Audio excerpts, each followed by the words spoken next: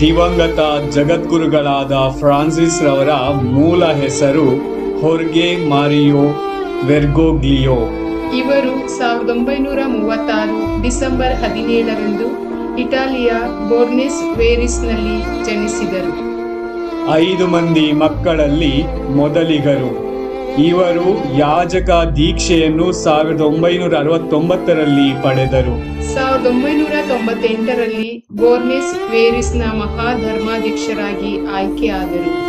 ಹಾಗೂ 2013ನೇ ಮಾರ್ಚ್ 13ರಂದು ಜಗದ್ಗುರುಗಳಾಗಿ ಆಯ್ಕೆಯಾದರು. ಅಸಿಸಿಯ ಸಂತ ಫ್ರಾನ್ಸಿಸರ ಜೀವನದಿಂದ ಪ್ರೇರಿತರಾಗಿ ತಮ್ಮ ಹೆಸರನ್ನು ಪೋಪ್ ಫ್ರಾನ್ಸಿಸ್ ಎಂದು ಬದಲಾಯಿಸಿಕೊಂಡರು. ಪರಿಸರದ ಬಗ್ಗೆ ಸಂತರಿಗಿದ್ದ ಅದೇ ಕಾಳಜಿ ಇವರಿಗೂ ಇತ್ತು.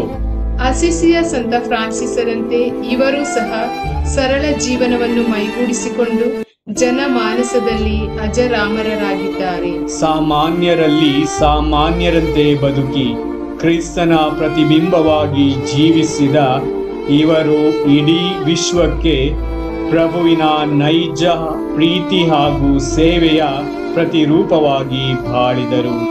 ಇಂದು ಅವರು ನಮ್ಮ ಮಧ್ಯೆ ಇಲ್ಲದಿದ್ದರೂ ಅವರ ಸರಳತೆ ಆದರ್ಶಗಳು ನಮ್ಮೊಂದಿಗೆ ಸದಾ ಜೀವಿಸುವಂತಾಗಲಿ. ಇಂತಹ ಮಹಾನ್ ಮಾಣಿಕ್ಯವನ್ನು ಕಳೆದುಕೊಂಡಿದ್ದೇವೆ. ಅವರಿಂದ ಪ್ರೇರಿತರಾದ ನಾವು ಕ್ರಿಸ್ತರ ಪ್ರೀತಿ ಸೇವೆಯನ್ನು ವಿಶ್ವಗುರು ಫ್ರಾನ್ಸಿಸರಂತೆ ಪಸರಿಸಲು ಪ್ರಯತ್ನಿಸಿ ಬಾಳಿದಾಗ ಮಾತ್ರ ಅವರ ಆತ್ಮಶಾಂತಿಗಾಗಿ ಬೇಡಿದಂತೆ. ಈ ನಿಟ್ಟಿನಲ್ಲಿ ನಾವೆಲ್ಲರೂ ಪ್ರಾರ್ಥಿಸೋಣ. ಜಗದ್ಗುರುಗಳಾದ ಫ್ರಾನ್ಸಿಸ್ ರವರಿಗೆ ನಮ್ಮ ಭಾವಪೂರ್ಣ ಶ್ರದ್ಧಾಂಜಲಿ. ಜಗದ್ಗುರುಗಳಾದ ಫ್ರಾನ್ಸಿಸ್ ರವರಿಗೆ ನಮ್ಮ ಭಾವಪೂರ್ಣ ಶ್ರದ್ಧಾಂಜಲಿ.